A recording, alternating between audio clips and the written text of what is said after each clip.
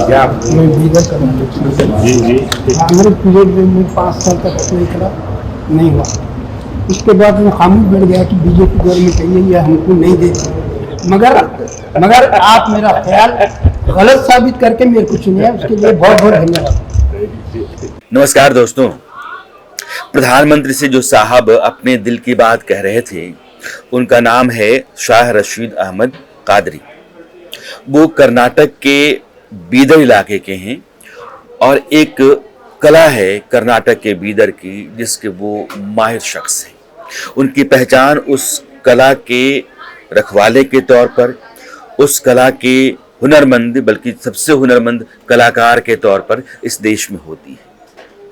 और वो क्या कह रहे थे प्रधानमंत्री से, मैं दोहराता हूँ। वो ये कह रहे थे कि जब यूपीए की सरकार 10 साल थी तो मैंने बहुत कोशिश की कि मुझको पद्मश्री मिल जाए, लेकिन जब उस सरकार में नहीं मिला और आपकी सरकार आ गई तो मैंने उम्मीद छोड़ दी कि बीजेपी की सरकार में मुझे पद्मश्री मिलेगा। लेकिन पद्मश्री देकर के आपने मेरी राय बदल दी। अब सवाल ये है कि राय बदल दी या राय गलत थी। जब किसी हालात में, किसी परिस्थिति विशेष में हम ये मानकर चलते हैं कि इसमें मेरा कोई सपना, मेरी उम्मीद का या मेरे प्रयास का पूरा होना मुश्किल है, क्योंकि उन हालात के बारे में हमारी एक अपनी बनी बनाई राय होती है। लेकिन वही सपना, वही मंसूबा, वही प्रयास जब उन्हीं हालात में पूरा होता है तो मेरी राय बदलती है, लेकिन मेरी राय गलत होती है। हमने पहले से ये मान लिया कि यह संभव ही नहीं है।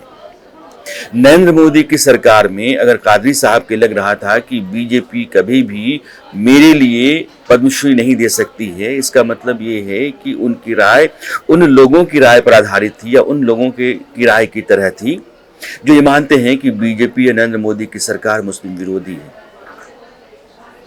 प्रधानमंत्री भले कहते हैं कि सबका साथ, सबका प्रयास, लेकिन कुछ लोग कहते हैं कि नहीं, ऐसा नहीं। सबका साथ, सबका विकास, सबका प्रयास, ये सिर्फ कहने की बातें हैं।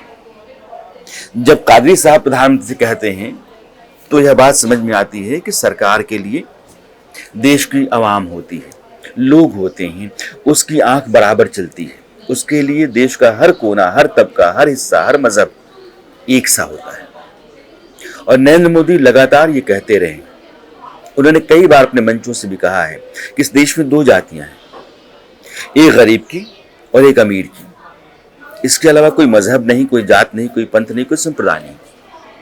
और उनकी सरकार की जितनी नीतियां हैं, कल्याणकारी योजनाओं को देख लीजिए। आप किसी जाति, मजहब, पंथ, संप्रदाय के हों, अगर आप गरीब हैं तो आपको उनका फायदा मिल रहा है।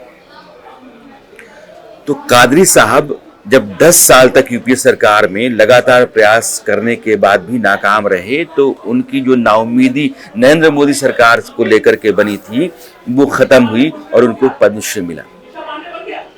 बीदरी कला जिसके वो माहिर हैं और जिसको उन्होंने बचा करके रखा है, बल्कि पनपा रखा है अब तो, वो कर्नाटक के खास इलाके की थी और लगभग 500 साल पहले की वो कला है।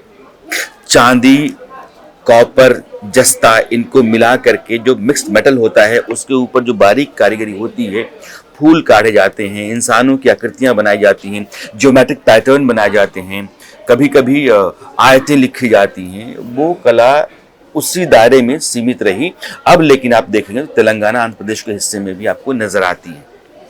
लेकिन उसके सबसे बड़े पैरोकार, उसका सबसे बड़ा सरमाया, उसके सबसे हुनरमंद कारीगर कादरी साहब हैं।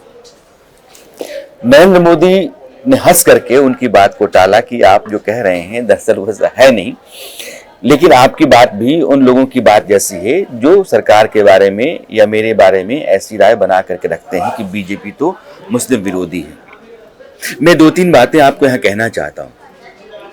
बिस्मिल्लाह खान साहब इस देश के बहुत बड़े कलाकार, शहनाई का पर्याय बिस्मिल्लाह खान साहब रहे। शहनाई का जब भी जिक्र होगा सबसे पहला नाम किसी का आएगा, बिस्मिल्लाह खान साहब का।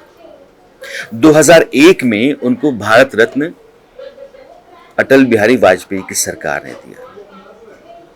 बिस्मिल्लाह खान साहब वैसे कलाकार रहे जिनको लाल किले पर आज़ादी के उल्लास उत्सव के मौके पर बुला करके शहनाई बजाने के लिए पंडित नेहरू ने कहा, लेकिन सरकारें आती जाती चली गईं।